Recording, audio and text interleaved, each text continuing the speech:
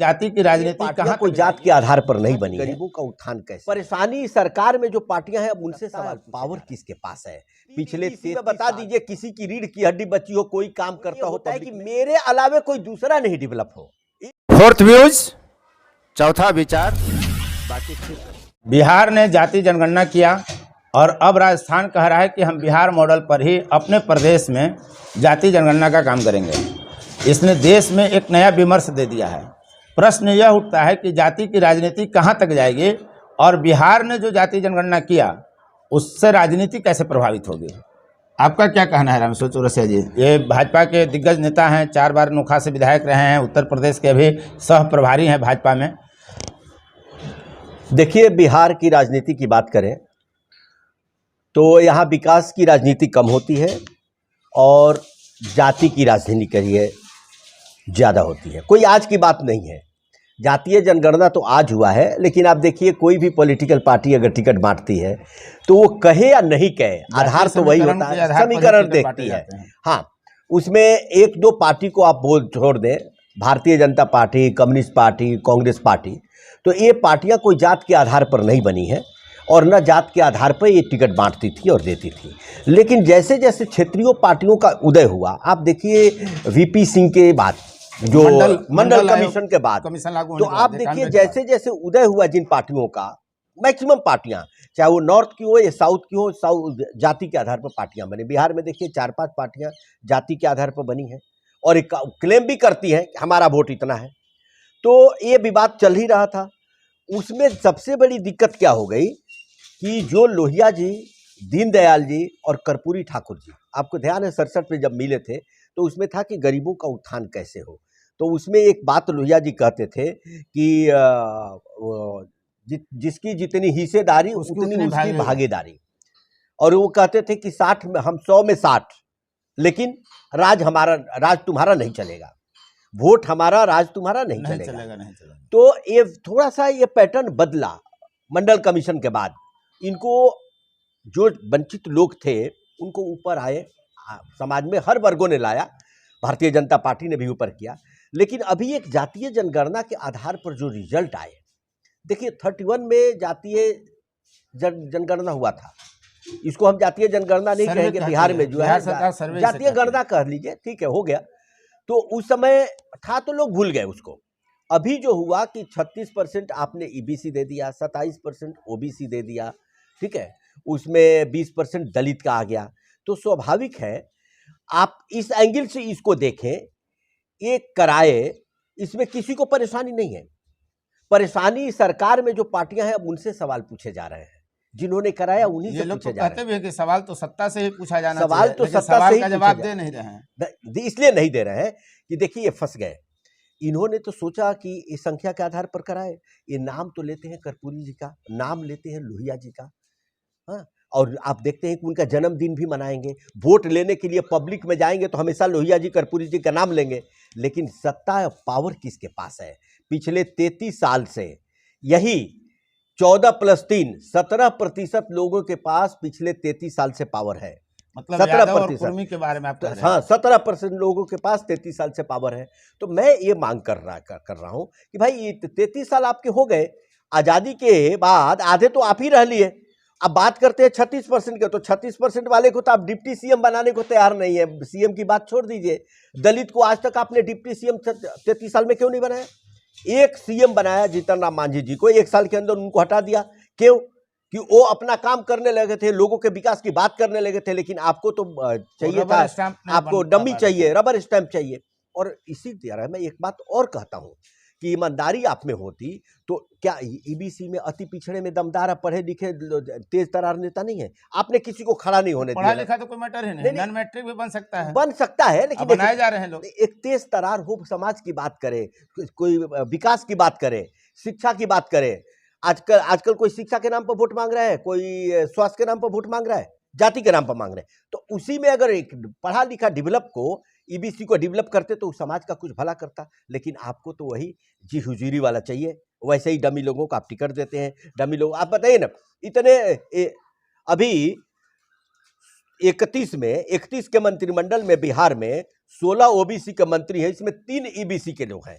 अब 3 ईबीसी में बता दीजिए, किसी की रीढ़ की हड्डी बची हो, कोई काम करता हो पब्लिक में, किसी को आप जानते भी हैं, किसी की पब्लिक भी किसी को जानती है कि हमारा मंत्री है, हमारे समाज का हमारे लिए कुछ करेगा।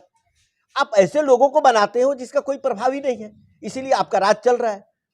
इसलिए मांग उठने लगी है और इस पर मैं कहता हूं आपको कि ये दूर तक जाएगा। अभी राजस्थान ने मांग किया है, यूपी में मांग उठने लगी है, उड़ीसा ने कह रहा है कि हम भी कराएंगे, सब जगह इसलिए जाएगा कि अब समाज में जागृति आई तो हर आदमी अपना हक मांगता है। देखिए, ये भी बात स्वाभाविक है कि जिन्होंने पहले परिश्रम किया, जो पहले समाज के लोगों के प्रति उत्तरदायी थे, काम किया, उनका राज आया, इसमें कोई बड़ी बात नहीं है। चाहे वो हाँ, सवर्ण हो, चाहे चाहे सवर्ण हो, चाहे कोई भी हो। बैकवर्ड आया। लेकिन धीरे धीरे जब उत्थान होने लगा तो वो भी समाज के मुख्य धारा में जुड़ने लगे, तो उनकी भी आकांक्षा जग गई कि भाई फिर मेरा क्यों नहीं, मेरी हिस्सेदारी क्यों मारी जा रही है। इसलिए, और ये कोई यहाँ नॉर्थ की बात नहीं है, देखिए साउथ में पहले आ चुका है। आप ध्यान दिए होंगे कि साउथ में पेरियार की समय आ गया। हाँ, वो तो पेरियार हाँ, सबसे पहले देश सबसे में पेरियार पहले ने ही पेरियार दलित किया। आंदोलन शुरू किया।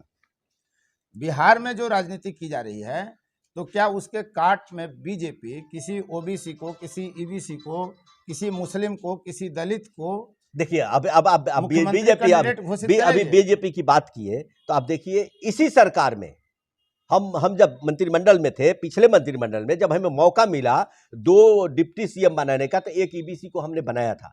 आगे मौका मिलता, हमने दलित को भी मंत्री बनाया था। हमारे यहाँ 2 दलित मंत्री थे, एक नहीं थे, और दमदार थे, जो पहले एमपी सांसद रह चुके जनक चमार जी भी थे। तो इसीलिए आपको बोलना, कोई ऐसी नहीं, हमारा तो ईबीसी प्रधानमंत्री है साहब, हमने बनाया नहीं है। अब देखो, हम 2-3 जब हमारे मुख्यमंत्री हुआ करते थे, तब शिवराज सिंह चौहान अति पिछड़े से हमने मुख्यमंत्री बनाया था। तो भारतीय जनता पार्टी में मैटर नहीं करता, जो तेज तरार निकला, शिवराज सिंह चौहान कोई डमी तो थे नहीं, तेज तरार व्यक्ति को हमने मुख्यमंत्री बनाया। उसी तरह हम डेवलप कर रहे हैं, हमारे ईबीसी में कोई तेज तरार रहे, दलित में तेज तरार रहे, भाजपा तो कर रही है और भाजपा को आगे करना भी पड़ेगा। अगर आपको भी लग रहा है कहीं कमी है, तो आप निंदक की तरह आवाज उठा सकते हैं। भारतीय जनता पार्टी सुधार करने के लिए तैयार है, लेकिन हमारा मांग ये रीजनल पार्टियों से, जैसे यूपी में चले जाइए, कुछ भी हो अखिलेश जी ही देता रहेंगे। वहां भी जात के नाम पर पार्टियां बनी है ना भाई, तो उन्होंने किसको डेवलप किया बताओ? अखिलेश के बाद कौन, यहाँ नीतीश के बाद कौन, तेजस्वी के बाद कौन, चाहे दलित या ईबीसी, चाहे उन्हीं के समाज का, ये नेतृत्व नहीं डेवलप करने देते। ये सबसे बड़ा खतरनाक है। व्यक्तिगत पार्टियां जो हो जाती है परिवार की, वो समाज से किसी वर्ग का नेतृत्व नहीं खड़ा होने देते हैं। इसीलिए माननीय प्रधानमंत्री जी इनके खिलाफ बोलते हैं कि दूसरे समाज में नेतृत्व नहीं खड़ा होने देते। जो प्रधानमंत्री कहते हैं परिवारवाद, वंशवादी पार्टियां, वो इसी संदर्भ में कहती हैं, इसी संदर्भ में, क्योंकि दूसरा नेतृत्व नहीं खड़ा करने दे रहे हैं ना, ये इन्हीं की चलेगी। भारतीय जनता पार्टी में तो ऐसा नहीं है। ठीक है, परिवार का ये मतलब नहीं है कि मान लीजिए मैं एमपी हूं, अब मेरा बेटा है लगा हुआ राजनीति में, तो आगे वो मेरे बाद नहीं बनेगा, मेरे हाथ नहीं बनेगा। वो ये होता है कि मेरे अलावे कोई दूसरा नहीं डेवलप हो, ये होता है परिवारवाद। मैं रहूं, आप देखिए ना, राजद में या तो लालू जी मुख्यमंत्री बनेंगे, राबड़ी जी बनेंगे, नहीं तो उनका बेटा बनेगा, इसके बाद इनका बेटा बनेगा। दूसरे को हम डेवलप नहीं होने देंगे। क्या और लोग काबिल नहीं थे? मैं ये आपसे सवाल पूछ रहा हूँ। बिहार की राजनीति में इसका कितना प्रभाव पड़ेगा? वर्तमान लोकसभा चुनाव है सर पे, तो इसमें इसका फर्क क्या बिहार की राजनीति में इन पर प्रभाव पड़ गया। ये समाज मांग कर रहा है, आज मैं भी आपके मार्फत मांग कर रहा हूं कि भाई आप में नैतिकता बची है, जनगणना करा लिए, हम जनगणना पर सवाल नहीं उठा रहे हैं, कुछ लोग सवाल उठा रहे हैं, तो उनके लिए भी हम संदेश दे देते हैं आपको। अगर आप सवाल उठा रहे, हो सकता है ये छूट गए हो, हम छूट गए हो, तो आप अपना सेल्फी लीजिए, सीएम बिहार हैशटैग कीजिए, भारतीय जनता पार्टी बिहार हैशटैग कीजिए, ये मैसेज आएगा, हम लोग भी इसको विधानसभा में उठा उसको करेक्ट कराने की कोशिश करेंगे। उसमें तो खुद मैं शामिल नहीं हूं, मेरा भी हस्ताक्षर नहीं लिया हाँ, गया। तो आप लेकर के भेजिए, आपका नहीं लिया गया, किसी से पूछ लिया गया, ये अलग विषय है। ये तो सरकार देखेगी और प्रशासन देखेगा कि कहाँ त्रुटियां रह गई, अलग मामला हुआ। लेकिन जो हुआ है, मैं उस पर कहना चाह रहा हूं कि अब नैतिकता का तकाजा है कि जब आपने कराया, 33 साल अपराध कर लिए, तो अभी भी आप में मोरल राइट है कि नहीं है कि आप किसी अति पिछड़े को बना दें, किसी दलित को बना दें, किसी अल्पसंख्यक को कहां बना रहे हैं? तो यही संकेत है कि ये लोग बनने नहीं देगा। और भारतीय जनता पार्टी आएगी तो भारतीय जनता पार्टी में सबके दरवाजे खुले हैं, उसमें कोई जात पात नहीं। अगले को भी चांस मिलेगा, नहीं देता है कोई, किसी के लिए रास्ता नहीं छोड़ता। व्यक्तिगत आदमी की पार्टियां, परिवार की पार्टियां, तो वहां जगह नहीं मिलता। भारतीय जनता पार्टी में नहीं मिला। देखिए, अटल जी एक शिक्षक के बेटा प्रधानमंत्री, मोदी जी चाय बेचने वाले गरीब का बेटा प्रधानमंत्री, शिवराज सिंह चौहान एक किसान, गरीब किसान का बेटा मुख्यमंत्री। हमारे यहाँ तो सबको जगह मिली भाई, उमा भारती, रमन सिंह, आपके वसुंधरा राजे सिंधिया, ये तो हमारे यहाँ तो सब है। उसमें किसी का कोई परिवार का बैकग्राउंड है इन तीनों में? बताइए, कई किसी में है? हमारे कोई मुख्यमंत्री में बता दे कि सीएम का लड़का है या पीएम का लड़का है। इसीलिए मैं कहता हूं आपको कि भारतीय जनता पार्टी में सबको मौका मिलेगा।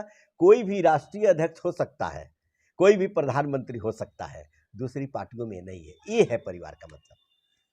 आने वाले चुनाव में इसका क्या असर पड़ेगा जाति जनगणना का, और क्या परिस्थिति है? भाजपा का वंशवाद और बाकी पार्टियों का वंशवाद क्या है, इस पर रामेश्वर चौरसिया ने खुलकर अपनी बातें रखी। आपको यह भी बताया कि अगर आप जनगणना में छूट गए हैं तो आपको क्या करना है। आप देख रहे थे फोर्थ व्यूज और मैं उपेंद्र कश्यप। जय हिंद। फोर्थ व्यूज, चौथा विचार।